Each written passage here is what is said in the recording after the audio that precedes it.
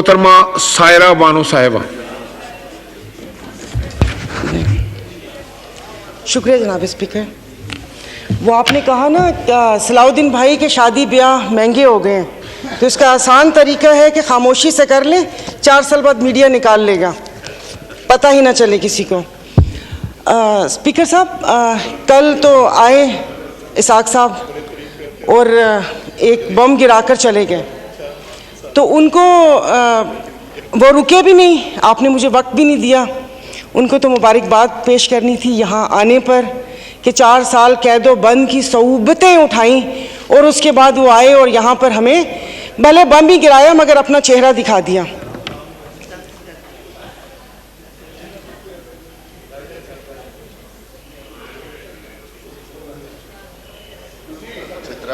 जी मोहतरमा सायरा बानो साहिबा। नहीं, वो मैंने कहा शायद ज़रूरी बात है मैं भी सुनूं कि कौन सा वो। तो जनाब स्पीकर, इधर जिससे भी पूछा उन्होंने कहा कि भाई ये जो IMF से मुआहदा हुआ है ये मुल्क के लिए बहुत ज़रूरी है और ये है वो है, तो मैंने भी कोई तनकीद नहीं करनी थी। अब ज़ाहिर है पाकिस्तान को डिफ़ॉल्ट होता तो नहीं देख सकते, हालांकि गो कि इसमें मेरा कोई हिस्सा नहीं है, तो लेकिन मैंने सिर्फ वज़ीर ख़जाना साहब को एक रिक्वेस्ट करनी थी कि 15 और 25 वाले को तो छोड़ें, मुझे एक 50,000 वाले का बजट बनाकर दिखा दें।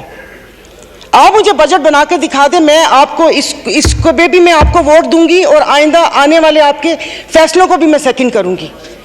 सर, ये कौन सी बात है कि आप आए, आप जिस दुख तकलीफ और कर्ब से गुजरते ही नहीं हैं, उससे गुजरते ही नहीं हैं और आप यहाँ पर आके भाषण देते हैं कि ये हमें मुश्किल फैसले करने पड़ेंगे। मुश्किल फैसले अपने लिए करें ना, अपने लिए क्यों नहीं करते? अवाम को सादगी का दर्स दिया जा रहा है, इनके एक एक लिबास और इनकी अशिया जो इस्तेमाल करते हैं उनकी कीमतों का आपको अंदाजा है। डेली एक फोटो शूट आता था, 15 लाख रुपए का कोट, 10 लाख का जूता, 15 लाख का स्कार्फ। ये एक पाकिस्तान जो डिफॉल्ट हो रहा है, वेंटिलेटर पर है, उसकी आवाम को ये मजाक, एक तस्वीर ट्विटर पर डेली शेयर होती थी। मुझे सिर्फ एक 50,000 वाले के जीने का हक छीन लिया है उन लोगों से। आप मुझे बताएं कि ये पेट्रोल के लिए यहीं पर ही थे।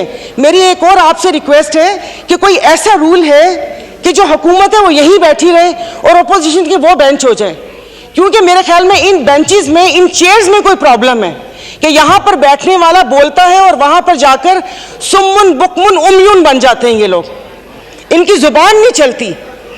और यही जब मैं वहाँ पर बैठ के हुकूमत पर तनकीद करती थी तो यहाँ पर सब बैठे डेस्क बजाते थे।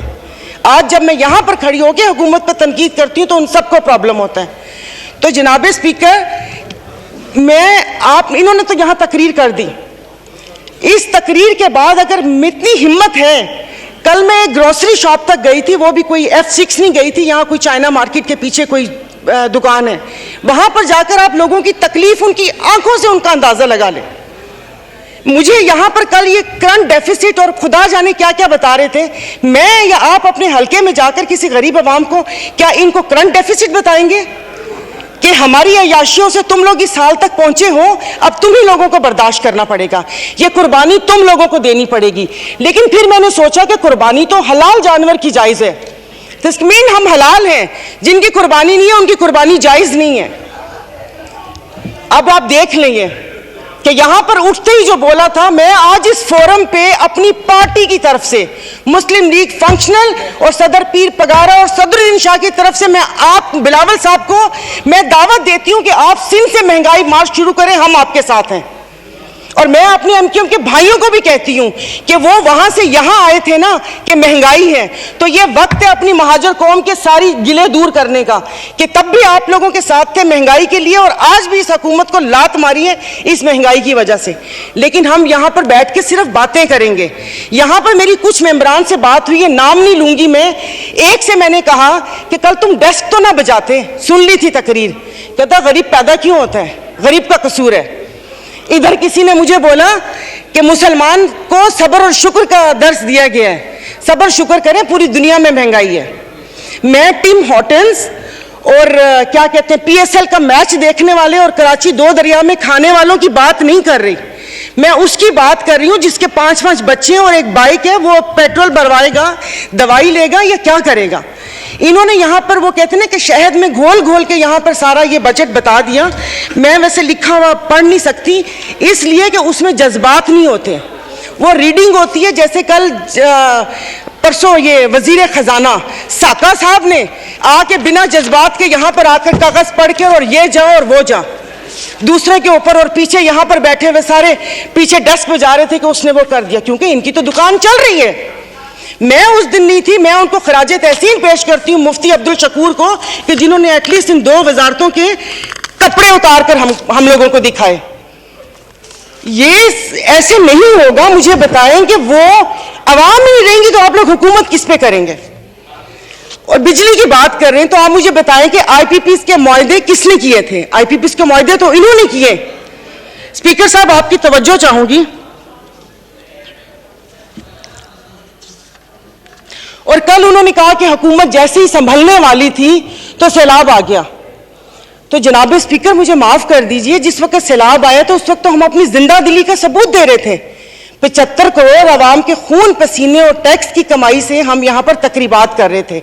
और मजे की बात है, प्लीज, मतलब मैं बहुत आराम से बात कर रही हूँ, कोई तंज नहीं करूंगी, कि अभी आइन की तकरीबात का आगाज हुआ है। क्या आइन के आर्टिकल 3 आई थिंक 27 या 35, 36 आगे, क्या उस पर यह रियासत पूरा उतरती है? क्या हमारी जानो माल की हिफाजत है? यहाँ पर हमें बुनियादी सहूलतें मुयस्सर है यहाँ पर? मतलब हम लोग इतने नाक के पक्के हैं कि उस पर वो करके आइन की बात कर रहे हैं। और ये हालात इस नहर तक ना पहुंचाएं कि हम अपनी बड़ों की कुर्बानियों को बेफजूल समझें, क्योंकि गोरे से तो लेके रहेंगे पाकिस्तान, ये नारे लगाकर हमने आजादी तो ले ली, अब मैं किससे आजादी मांगूं? क्या गोश्त खाने के लिए हमने आजादी मांगी थी कि खुला गोश्त यहां पर खाने को मिल जाए? उसके अलावा तो कुछ भी नहीं है। और मुझे माफ कर दीजिएगा कि उस कश्मीर वाले दिन में यहां पर ना वजीर आजम थे, ना वजीर खारजा थे, ना दिफा मिनिस्टर थे, और ये यहां पर कश्मीर का वो हो रहा था। और जो मोदी की कहानी सुना रहे थे, मुझे तो एक सेकंड के लिए, मैं तो उस वक्त आई थी, मैं समझी कि आप शायद यहां के हालात सुना रहे हैं। मुल्क को पता नहीं आप लोगों ने कहां से कहां पहुंचा दिया। टैक्सेस की बात करें, जैसे अभी मेरे भाई ने बोला कि रमजान आने वाला है, मशरूबात पर, अरे मीठे मशरूबात पर क्यों टैक्स लगा रहे हैं? कड़वे मशरूब को लीगल करके उसके ऊपर टैक्स लगाए ताकि रेवेन्यू भी मिले पाकिस्तान को। मीठे मशरूबात, एक गरीब रोजा रख के एक उसकी ख्वाहिश होती है रूह अफ़ज़ा पीने की या वो करके, और उन्होंने कहा बाकी चीजों पर टैक्स नहीं लगा। मुर्गी गोश्त महंगा नहीं हुआ, वो अल्हम्दुलिल्लाह हमारे पाकिस्तानी खुद ही महंगा कर लेंगे। जनाब स्पीकर, अभी वजीर आजम साहब ने कहा था कि ये जो थर्ड कोल है ये गेम चेंजर होगा, उसके ऊपर तो टैक्स लगा दिया। वो क्या गेम चेंजर होगा? और नहीं, उसको हलाल कर दे।